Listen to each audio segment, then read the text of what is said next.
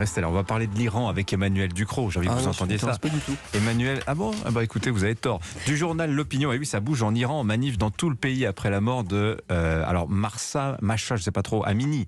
Jeune femme rouée de coups par la police pour un voile mal mis, semble-t-il. Les Iraniennes sont aux avant-postes des manifs.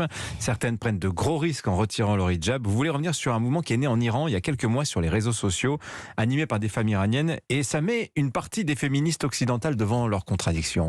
Le mouvement s'appelle Let Us Talk, laissez-nous parler. Et il est né à la fin de l'année 2021. Une des meneuses, c'est une journaliste, une féministe iranienne en exil aux États-Unis, Masih Alinejad, un sacré caractère, une chevelure magnifique, bouclée, folle, un manifeste à elle toute seule.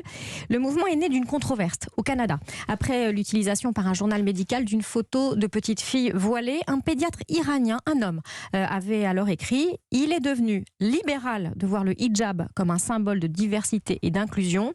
Le hijab, le niqab et la burqa sont des instruments d'oppression pour des millions de filles et de femmes dans le monde qui ne sont pas autorisées à faire un choix. » Après cela, en rebondissant sur cette controverse, le 28 décembre, Masih Alinejad avait tweeté ce qui avait lancé le mouvement. En Iran, on m'a dit que si je ne portais pas le hijab, je serais renvoyée de l'école, emprisonnée, fouettée, battue et expulsée de mon pays. En Occident, on me dit que raconter mon histoire provoquera de l'islamophobie. Je suis une femme du Moyen-Orient, j'ai peur de l'idéologie islamique, laissez-nous parler. Alors, qu'est-ce qu'elle veut dire, Masih Alinejad? Elle veut dire qu'elle en a marre. Elle qui sait ce que peut valoir à une femme iranienne le fait d'enlever son voile, de voir des féministes occidentales le justifier, le banaliser comme une mini-jupe, un débardeur ou un serre-tête. On a vraiment entendu ça ici. Elle n'en peut plus qu'on lui explique à elle, dont la vie est menacée, même à New York, récemment, ce qu'elle doit dire et penser du voile. Un ras-le-bol du féminisme confortable, tellement occupé à voir la domination patriarcale dans une entrecôte sur un barbecue qu'il ne la voit plus quand elle est évidente, quotidienne et qu'elle broie des vies. Il y a un contresens fondamental, nous crie Masih Alinejad, à le défendre ce hijab.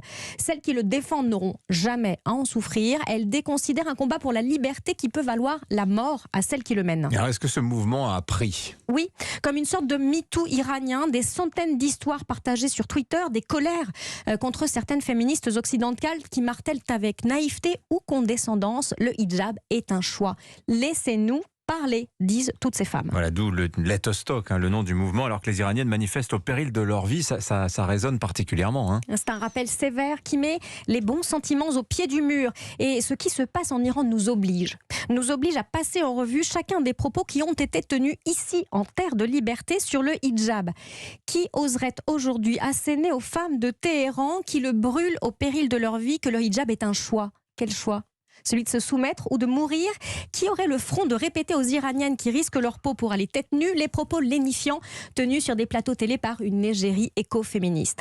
Le voile est un embellissement, une insulte à celles qui ne peuvent opter que pour cette beauté-là ou pour être jetées en prison ou mourir sous les coups de la police des mœurs iraniennes. Silence.